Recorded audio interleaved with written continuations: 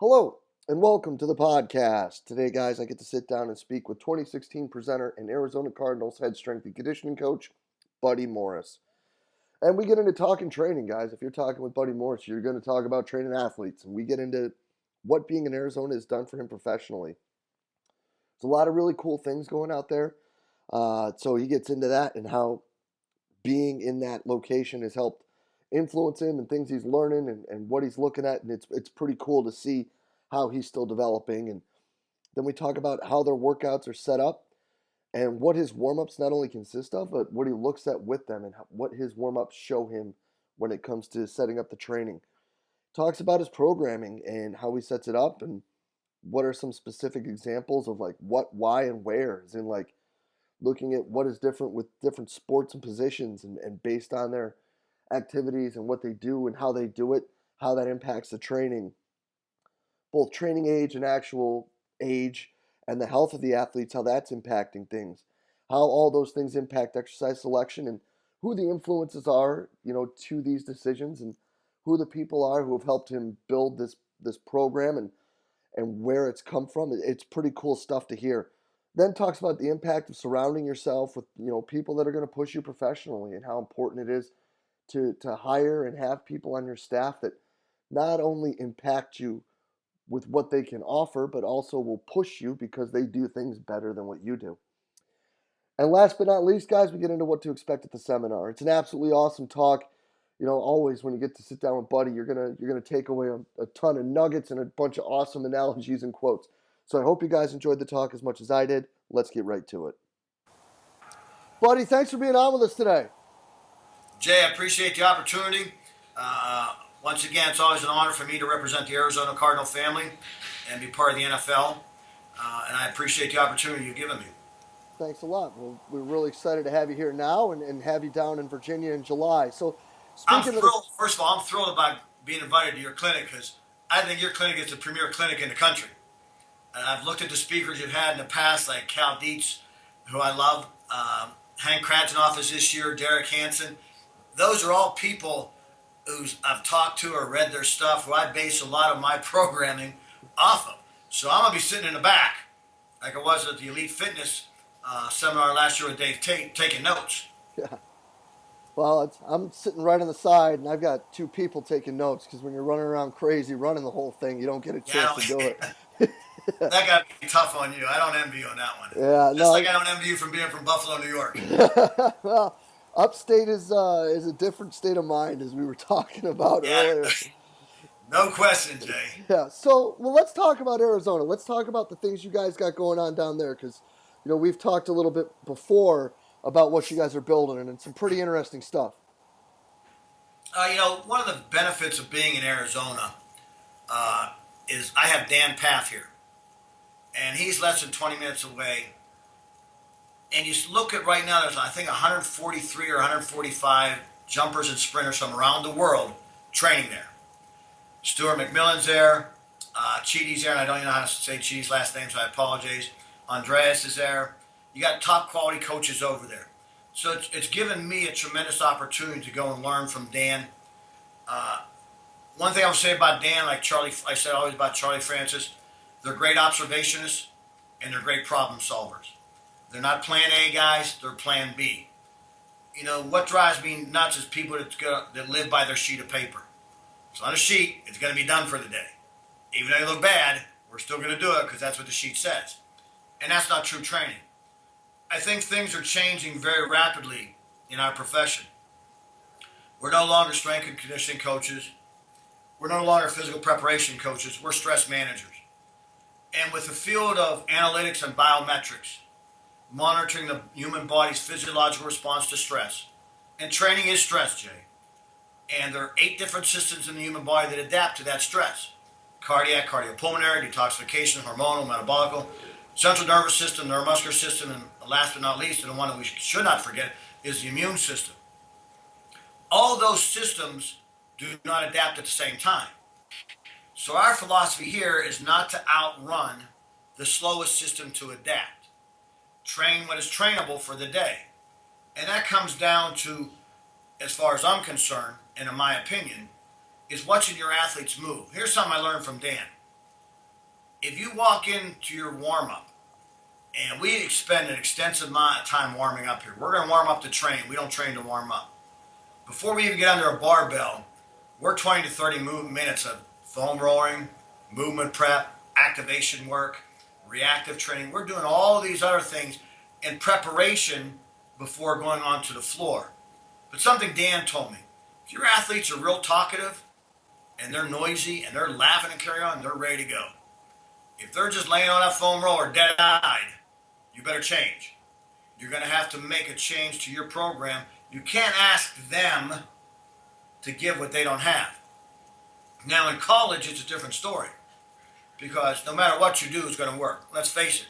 First couple of years, they're highly untrainable. The room for improvement is huge. But as that room for improvement narrows, you can't make mistakes. So you can't train a senior like you train a freshman. It's like here.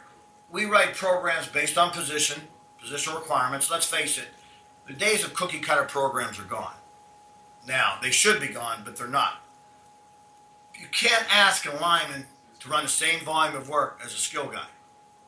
It's impossible. And I get tired of hearing, well, their times are different. I don't care. Why are they running 300 yards? They don't need to run 300 yards. It's not a requirement. Nobody should be doing 300-yard shuttles in the sport of American football. Waste of time. It doesn't address the proper bioenergetic demands of the system. The sport is alactic, anaerobic, aerobic. So to expand the alactic envelope, or alactic envelope, you must train the alactic environment. Charlie told me that probably 15 years ago. So the volume of speed work for our skill guys, speed acceleration work, is different from the volume of work of our big guys. So the closer you get to the ball by default, the more strength dominant you are. The further you get away from the ball, the more speed dominant. Doesn't mean our big guys don't run fast. Doesn't mean our small guys don't lift weights. I think the biggest mistake that I see in our profession is it's all about adding weight to the bar. It's not about adding just weight to the bar. I've heard people tell me for years, I follow Charlie's program. Well, if you follow Charlie's program and you're doing a high volume of acceleration work, why are you doing a high volume of weight work? Things that are alike in nature compete for the same CNS resources.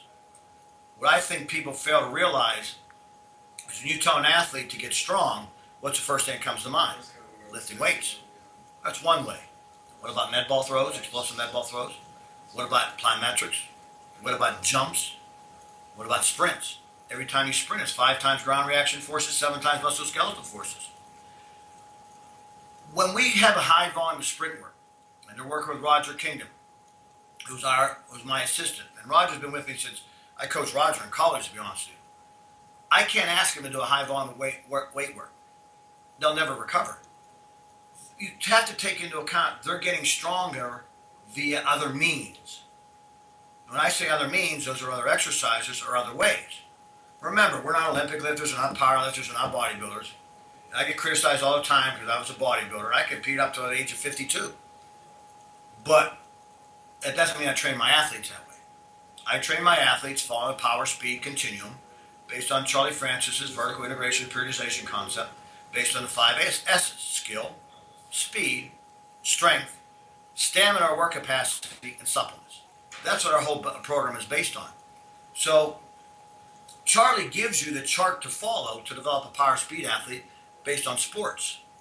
The one thing we've done here in Arizona, and what people, if you go back and watch one of Charlie's old GPP videos, he tells you you can have a high CNS component on a low CNS day as long as the exposure is brief in nature. For an elite sprinter, that'd be less than 300 yards of volume speed work. I don't have elite sprinters. So what we did was to disperse the volume of high CNS work throughout the week. We moved our explosive med ball throws, which are mostly concentric in nature, to our low CNS day.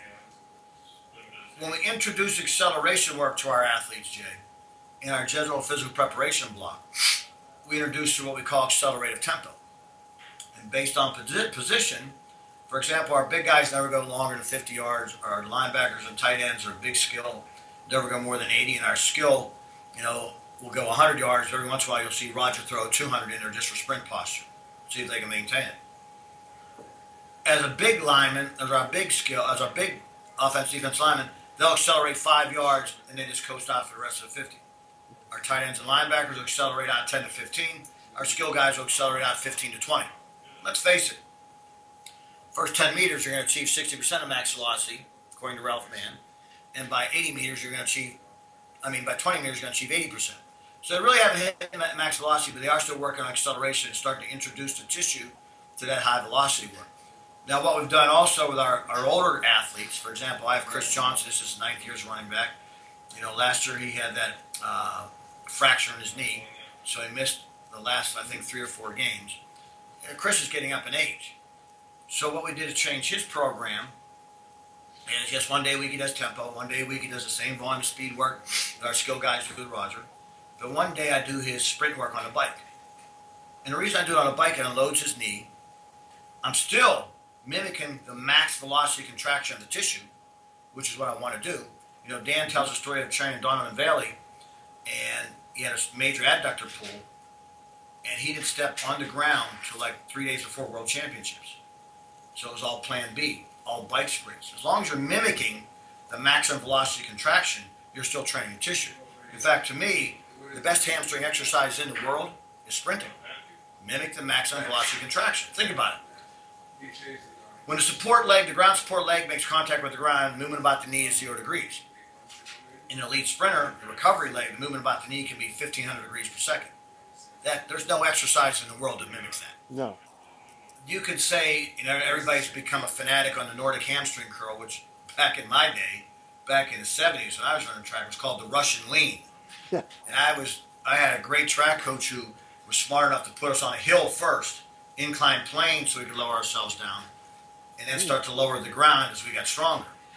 But he was also smart enough to introduce eccentric training. Cal Dietz talked about this in his book Triphasic Training, in the first version of it. Cal and I, James Smith, Tommy Myslinski, talked about this back in like 2001 at a clinic in Chicago at Valna Sedkin was there, and we talked about most people see a repetition as just that, Jay, a rep. I see it as 3 different contractions. And all 3 of those contractions are controlled differently by the brain. So we spend time training each one of those contractions in our program. The second thing we've done that I think is totally different is I brought Anthony Paroli on board. And Anthony was an intern for me back in 2007 at the University of Pittsburgh. All these organizations are hiring all these Aussies across the board because of analytics and because of biometrics. Listen, I don't need to hire an Aussie. I got a guy right here born in the good old USA who has a tremendous understanding, who's telling people from Catapult things that they didn't know. So we only have 35 Catapult monitors. We put them on our skill guys. We'll put heart rate monitors on our big guys, and most big guys are all static work anyway. Yes. But we'll look at not so much load, because different athletes can handle different loads. We look at more change of direction and velocity. What's the max velocity of the high volume of velocities there? Then I'm fortunate enough to work with BA, where he's now starting to listen to me and saying, we need to back off on this guy for the day. And he does that. So we're purchasing based on purpose. There's a lot of organizations and programs that have gone out and just purchased every advanced technological monitoring system you can get, just to say they have it. Yeah. They have all this data on their desk, and they still can't see the forest through the trees. Relying on data is like the drunk who relies on the lamppost. Eventually, you got to get off the lamppost. Listen, perfect. People tell me I'm politically incorrect. If that's the way you view me, God bless you. And if you see my desk, which I don't know if you can, I can't see the top of it. But like Einstein said, if a cluttered desk is a sign of a cluttered mind, then what then is a sign of an empty desk? Obviously, an empty mind. I'm always thinking, I'm always reading. Same thing Mark Twain said. Mark Twain said, when I find myself on the side of a vast majority, I take a step back and reflect. Yep. Because we truly do suffer from academic myopia. They're not going to teach you what they know, or what they want you to know. Anything else, you have to go to like your clinic, where you have people like Bondarchuk speak. You have people like Cal Dietz, Hank Caridnals, Derek Hansen. Those are the people who understand true speed. We're still teaching in this country, which drives me nuts. You want to get fast, you got to increase stride length and stride frequency. Nah, that's not what the research has shown from Michael Young, Ken Clark, and Peter Whalen down at SMU in their biomechanics lab. Those are byproducts or consequences of running fast. It's all about force into the ground. Charlie has talked about that for years. Dan Paff has talked about it. I have my wife is 57 years old and competed nationally as a figure competitor, Jane. When she retired, her bucket list was the pole vault. So I got this 57-year-old woman who wants to pole vault. What? Oh yeah, she wants to pole vault. This is what happens when you marry an Italian. So I go to Dan Paff. He goes, yeah, bring her over. We'll give her a lesson. She'll see how hard it is. She won't want to do it. So I go over to Altus one day. Dan sets her up. Dan watches her vault one time, turns to look at me and raises his eyebrows. And he goes, not bad. I'm like, don't say that, Dan. Next thing I know, I hire Steve Lewis, the Great Britain Olympic champ, to train my wife pole vaulting. So he trains my wife pole vaulting. But, when I go over there, I learn from Steve as well as I do from Dan. Because Steve is one of Dan's athletes who have been involved in the program. Mm-hmm. But these are the people who are telling us how to train. They've given you what you need to know. It's just that nobody wants to follow it. The basics are the basics for a reason. They work. But in this country, we're so gimmick oriented. If it doesn't say double probation, top secret, new cutting edge, we don't want to see it.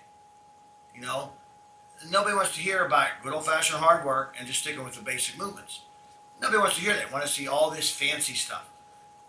I'm not a big fan of CrossFit, and I hope you're not. But CrossFit has become such a cult. It's unbelievable. So the CrossFit Games, which I watch because I think they're interesting, they're unique. Yeah. I would never do it. I would never have my athletes do it. But here's what people forget. Those that are survivors. Oh, yeah. Just like in the Bulgarian system. Mm-hmm. Everybody that entered in the Bulgarian program with Albajev, and he'll tell you, those are survivors. You don't see the other ones. They're in orthopedic offices, PT offices, or chiropractic offices being worked on because they're always beat up and injured. Because there is no rhyme or reason for what they do. I'd rather undertrain an athlete than overtrain them. Because undertraining, you have a chance. Now, as Cal Dietz has pointed out years ago, before his athletes go on spring break, he trains them into the ground. Right. But think about it. There's going to be a 10-day period where they don't do anything. They drink. It's drunken debauchery for a week to 10 days on spring break. They'll recover. The system will reboot itself and recover because we're an amazing, adaptable organism. Some people can handle that.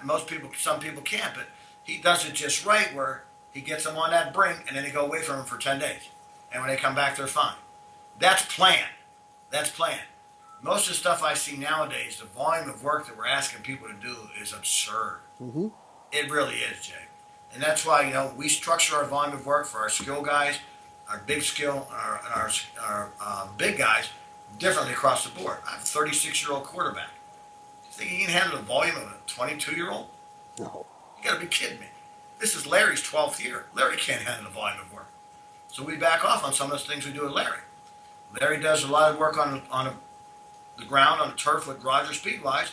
I don't do very much in the weight room with Larry at all because of all the sprint application he's doing. I don't need to.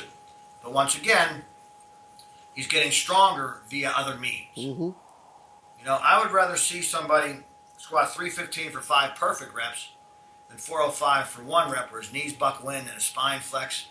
Sean Miska, who calls himself the Movement Miyagi, I've had a chance to develop a relationship with, and he does a fantastic job.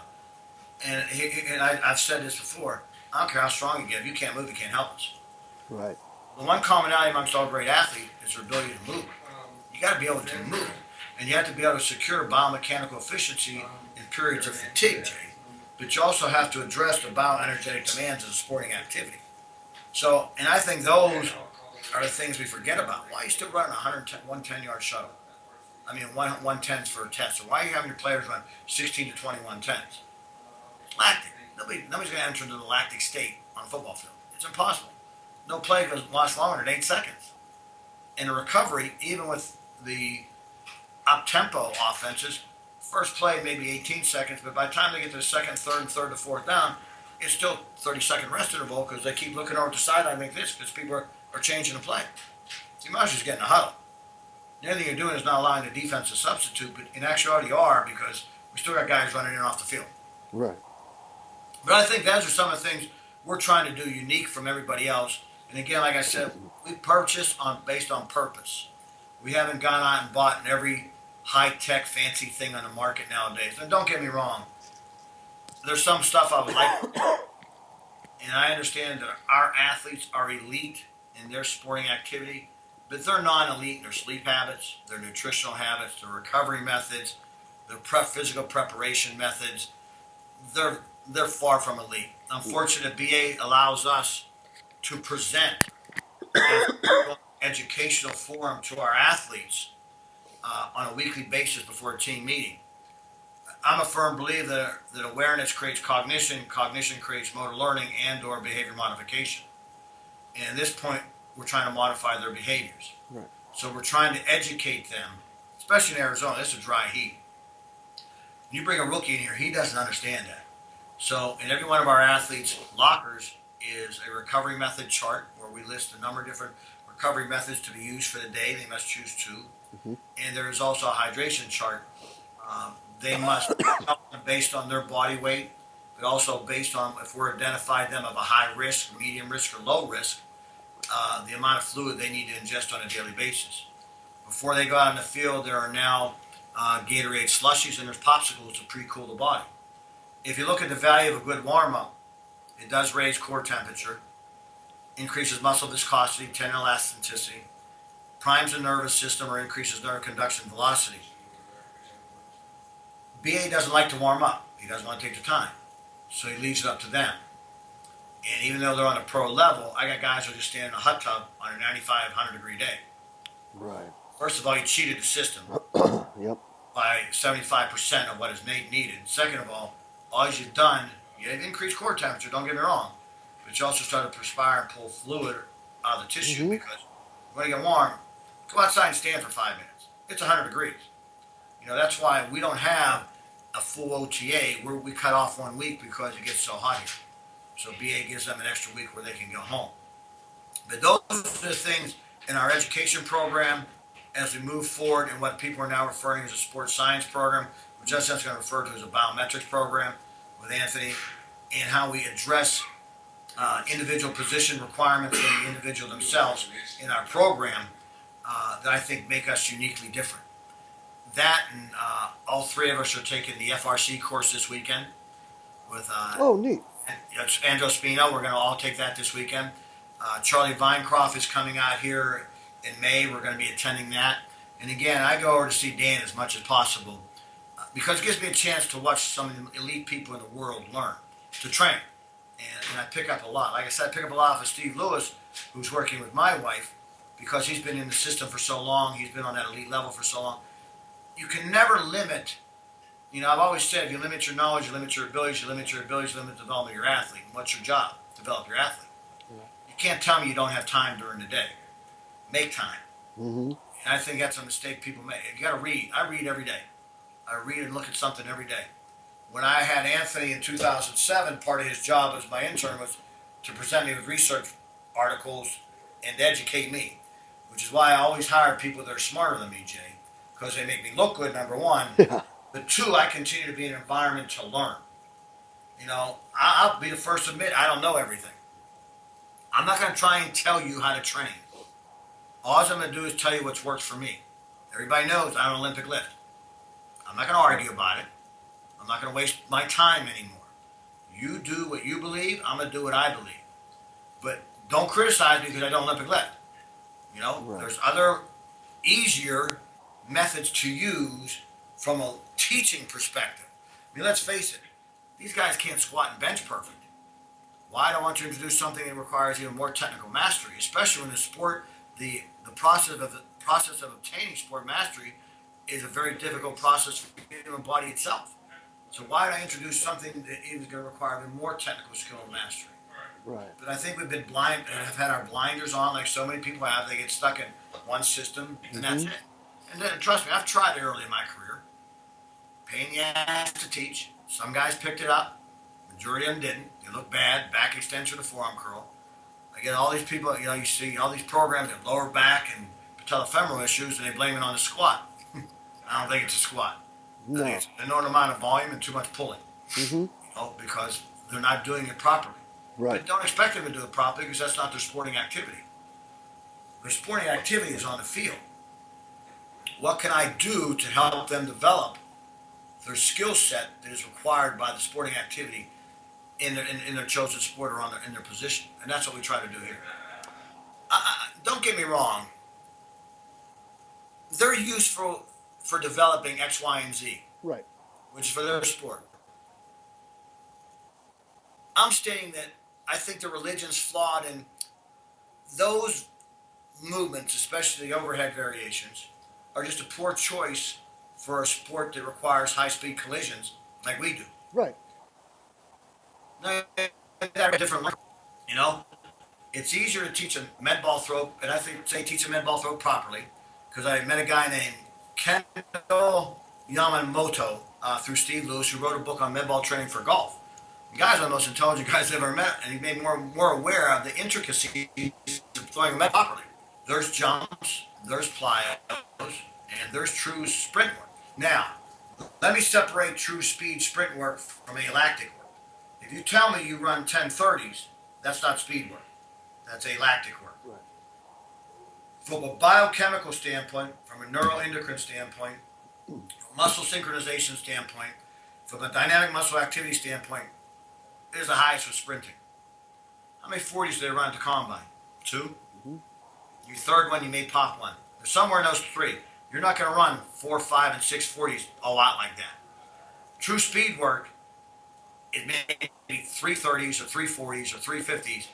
I watched them at Altus one day, and it was the guy who won the bronze medal from the last Olympics was there. Grasso, I think, I forget his name.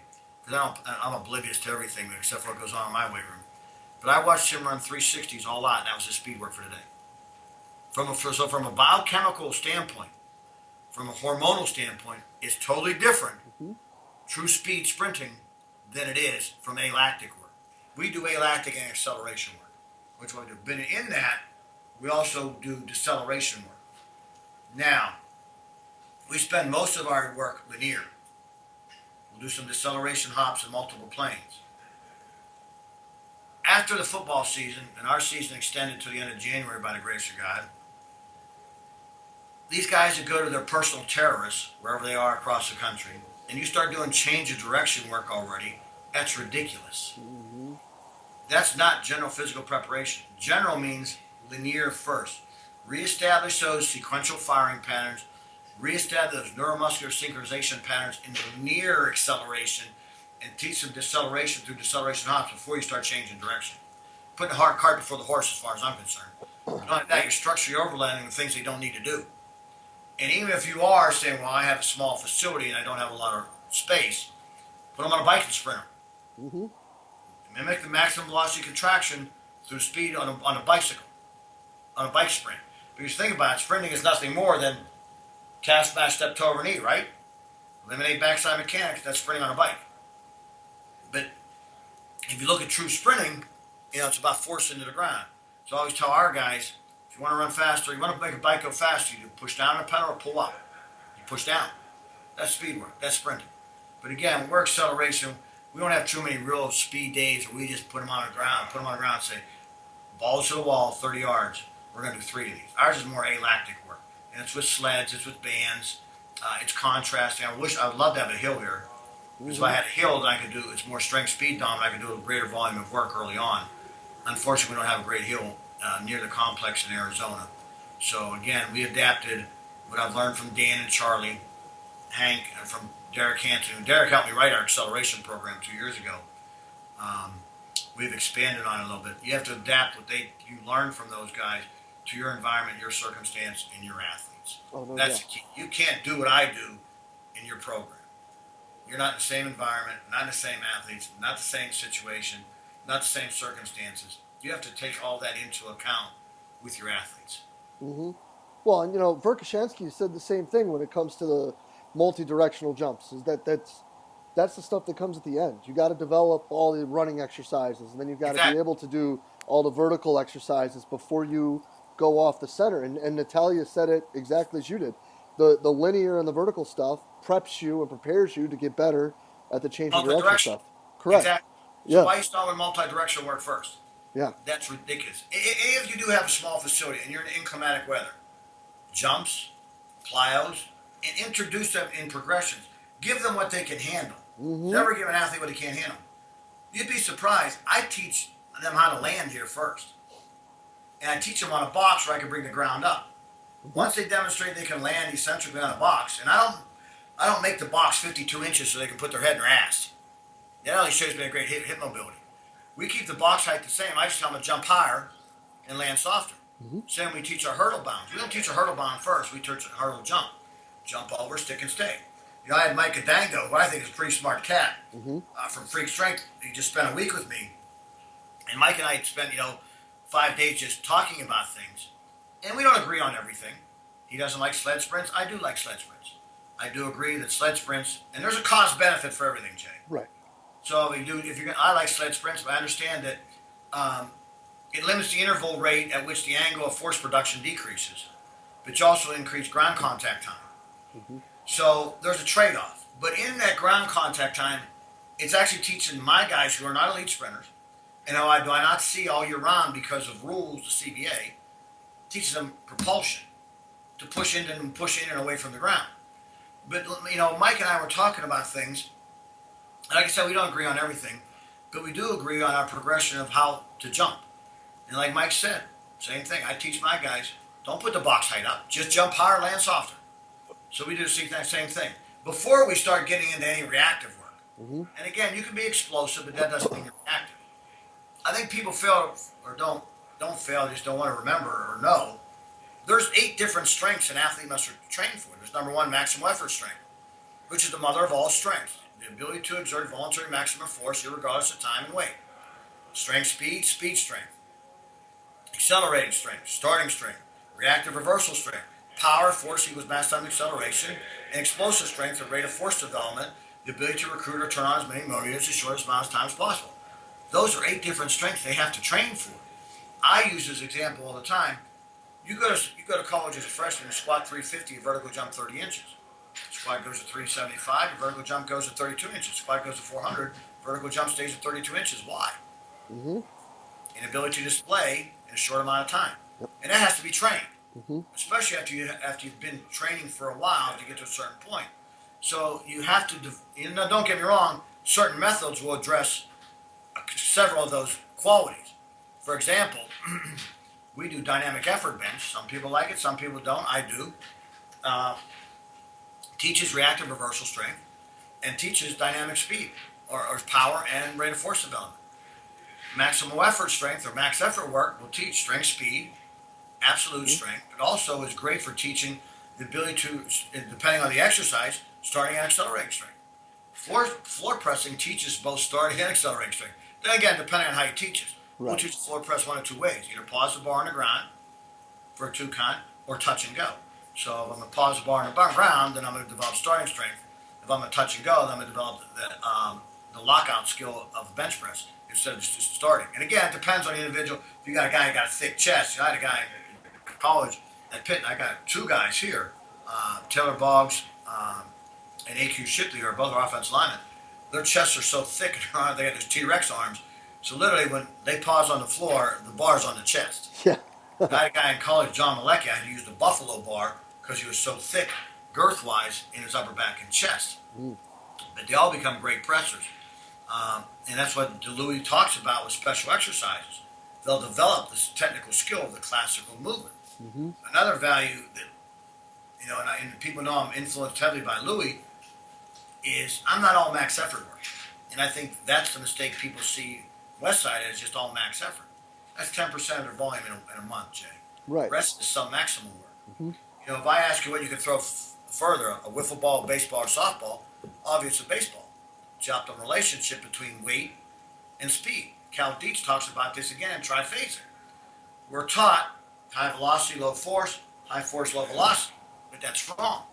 Between 55 and 80%, it's the optimal relationship It's high force, high velocity, which is where we spend the majority of the amount of our time training at the Arizona Cardinals in submaximal work. That, number one, has saved our guys because let's train, either train maximally or train optimally. I prefer to train optimally. Maximally beats you up. Right. And Louis guys, let's face it, are beat up. But that's their sport. My guys are beat up from the collisions. So I can't train them maximally. They go on a field, Jay, which we start next week after only having 2 weeks with them. That's their primary stressor. So now everything else becomes submaximal. You know, my offensive and defensive linemen spend all the time concentrically punching. Our tricep work has a tremendously eccentrically based to keep elbow health, keep health of the elbow, and to offset the constant concentric contraction.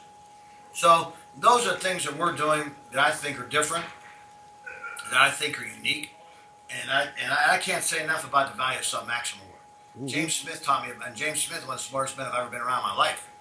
And James, like me, Dan Paff calls James and I the two most politically incorrect people he's ever met. James Smith taught me a long time ago about the value of submaximal training.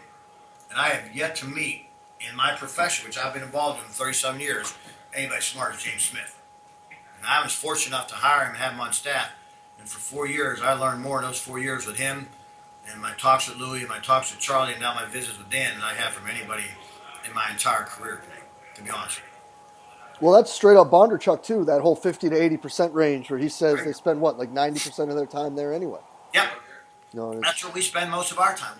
You know, and to show you how that works, I have a defensive tackle, defensive nose guard we got from Atlanta. Corey Peters played at the University of Kentucky. And Corey is rehabbing a ruptured Achilles. And so, you know, when the body is on rehab mode, all the stresses placed on it occur in recovery, you know, because they're rehabbing. So all the energy is geared toward helping the body recover and repair itself.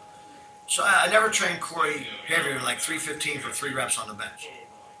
And we were going off of 365 max because I took into account he was rehabbing.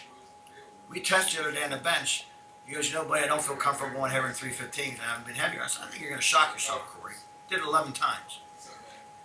And he hasn't done it more than 3 reps the entire offseason. Jared Valdir has only trained at 345 on the bench, but yet at 365 he hit 8 reps. So it just goes to show you don't have to train maximally. Train submaximally in major movements, ingrain the proper movement patterns and technical skill and application of the exercise, Jay, and bump up your assistance work. Bump up their tricep, bump up their upper back, bump up their glutes and their hamstrings. Train them in different contractions, you know. Emphasize, first of all, static work, then go to eccentric lowering. And Cal, in his book, and I hate to constantly refer to Cal, but in his book he shows, you know, he did a study.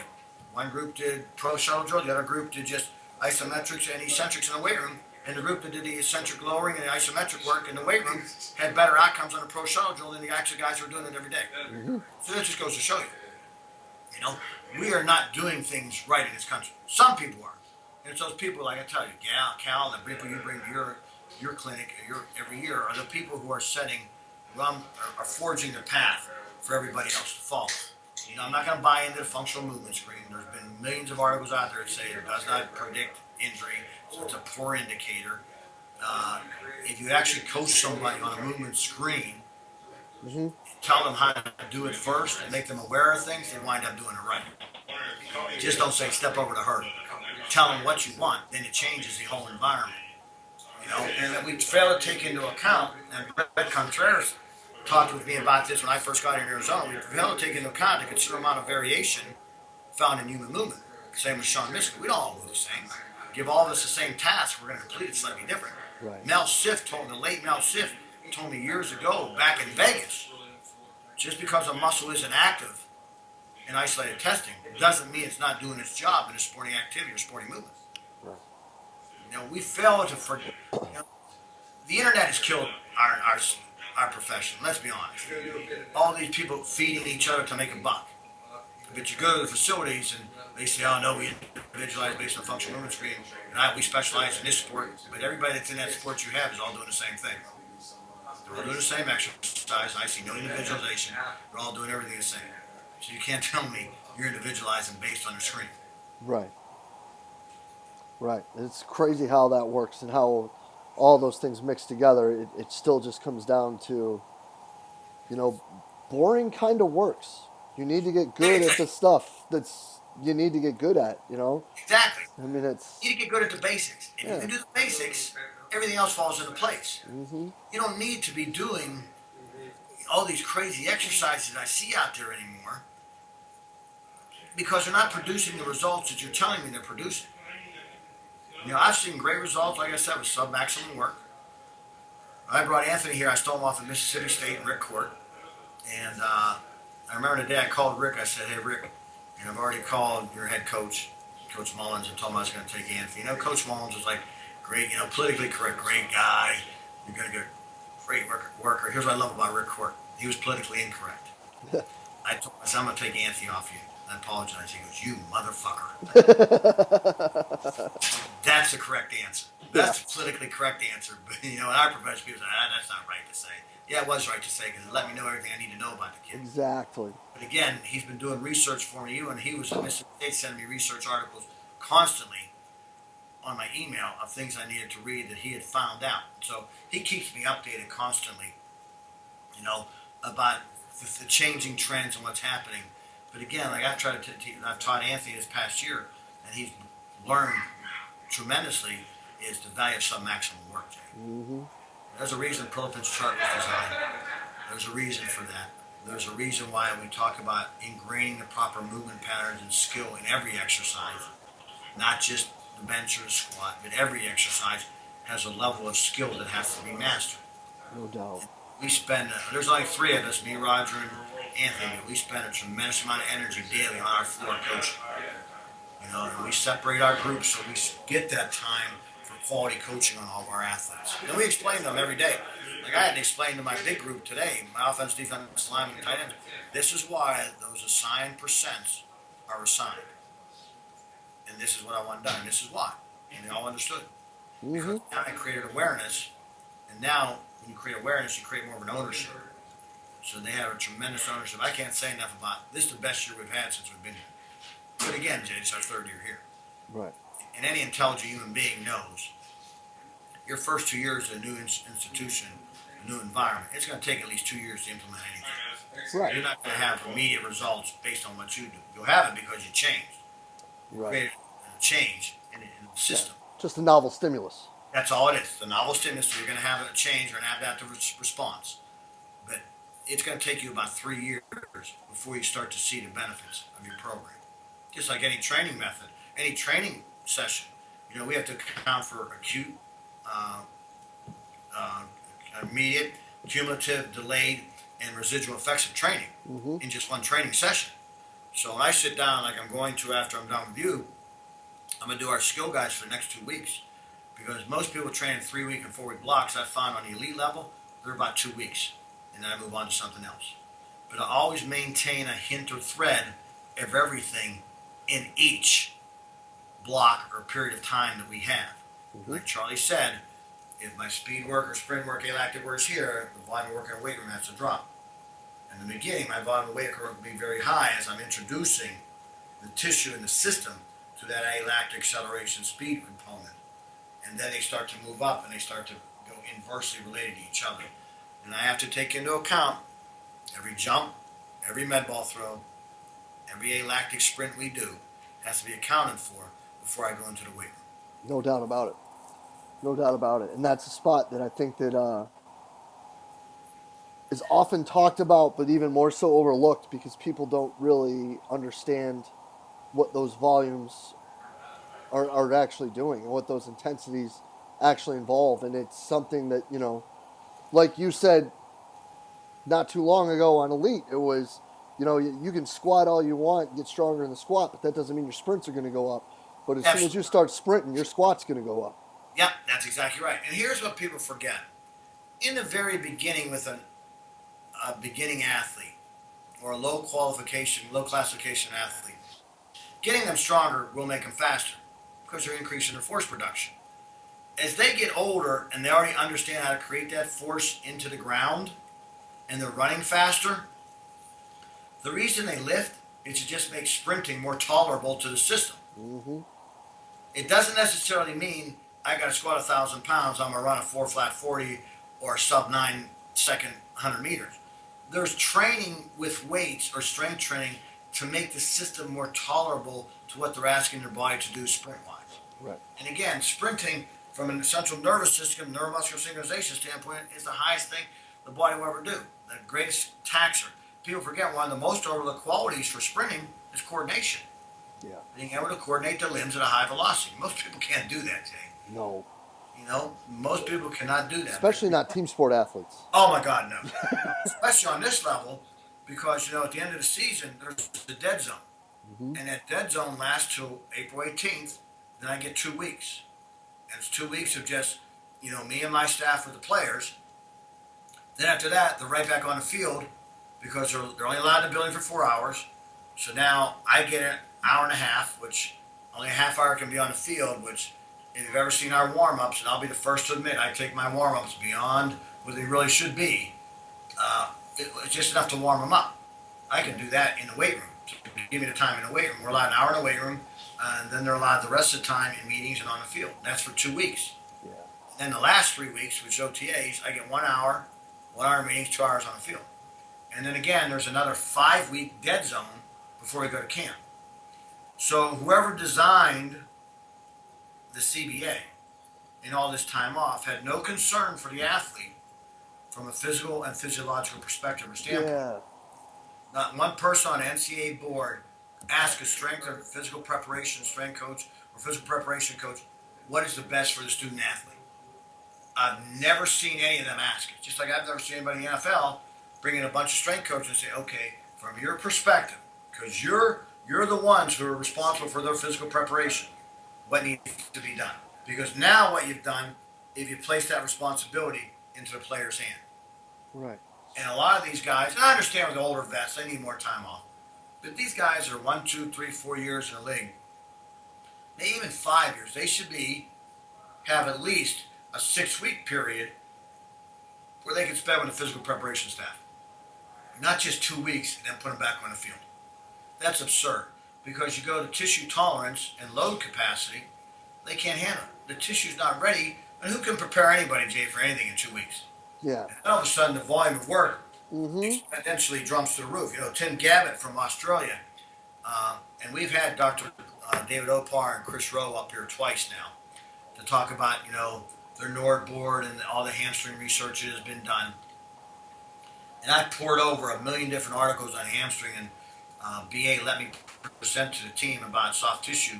And it's interesting to know, across the board in all professional sports, 41% of all injuries are soft tissue related. And it doesn't take a genius to figure out why. So Tim Gabbett talks about chronic acute ratio.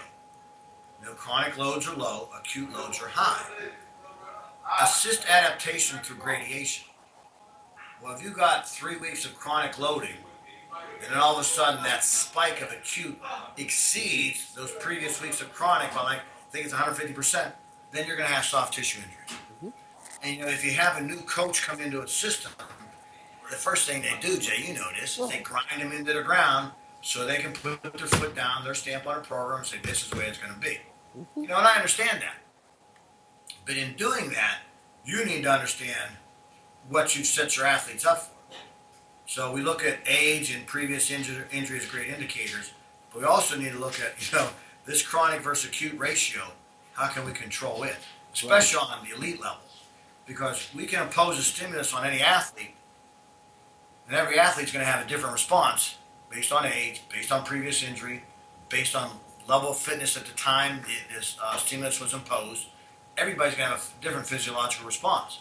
At least if you give us more time, especially in the NCAA where you have more time, because you're not dealing with elite athletes and your seasons aren't as long, you have more of a say-so in the development or preparation of the athlete before they're turned over to the coaches, which have no concern for rhyme or reason for volume.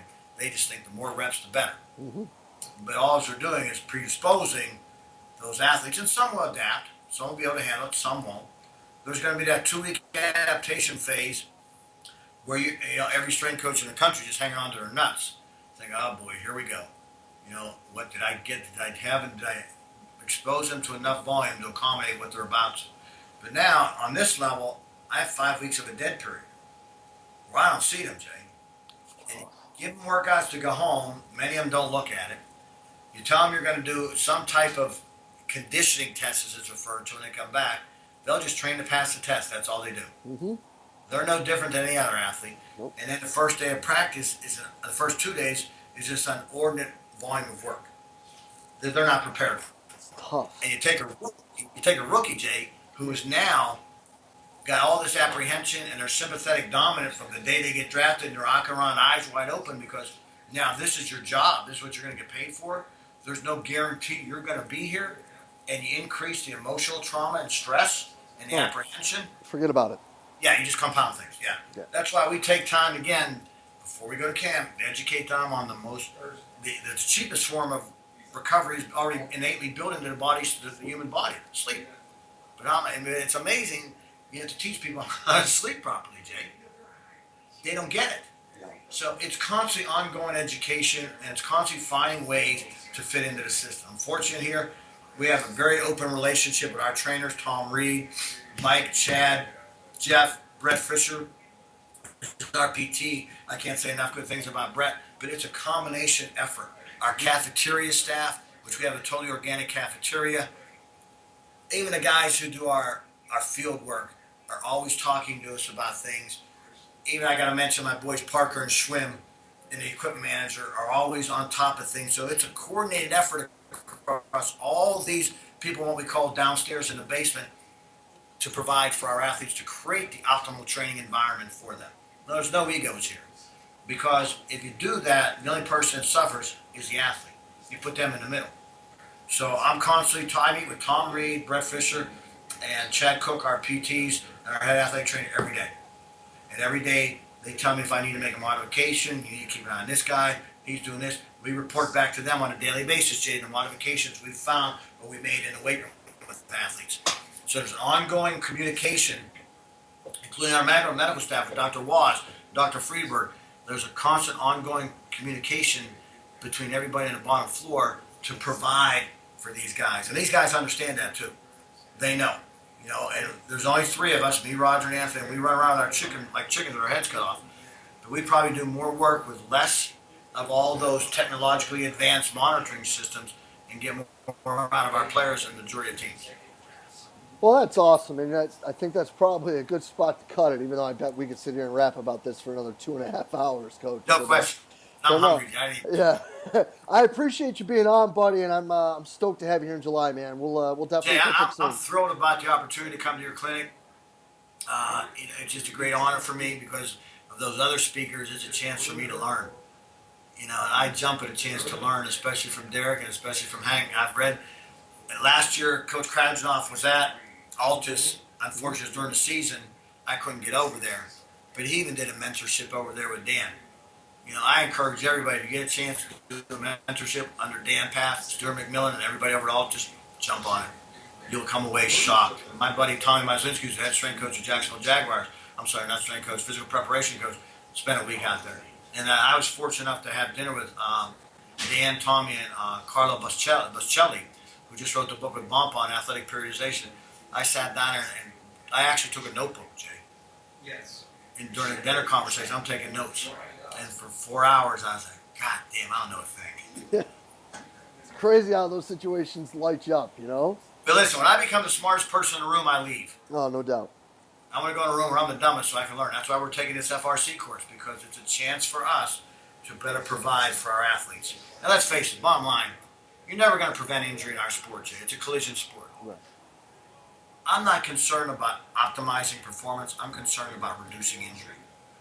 Because the only way they're going to get better at their sport is to be able to do their sport. Mm-hmm. Let's face it. In the beginning, there's nothing we're going to give these guys in the weight room that's going to make them a better football player. Not one thing. Now, we can do special exercises which mimic the joint dynamics to support the specific, which is the actual joint action. Mm-hmm. But most of the stuff we do, let's face it, is very general in nature, especially when you don't get them all year round. Now, we do some things that we call special exercises, which I'll talk about at the clinic for our athletes. But again, those special exercises just support, like Bondarchuk said, the specific. Yep. If they're going to get better at the specific, is actually do the specific. So our goal here is just to keep trying to reduce injury from year to year. 100%. Well, I'm excited to see what those are. It's learning so long under Dr. Yessis. It's his bread and butter, so can't wait to see what you got And with Joseph those. Johnson does a great job. Yep. He sends me all this stuff, all the books.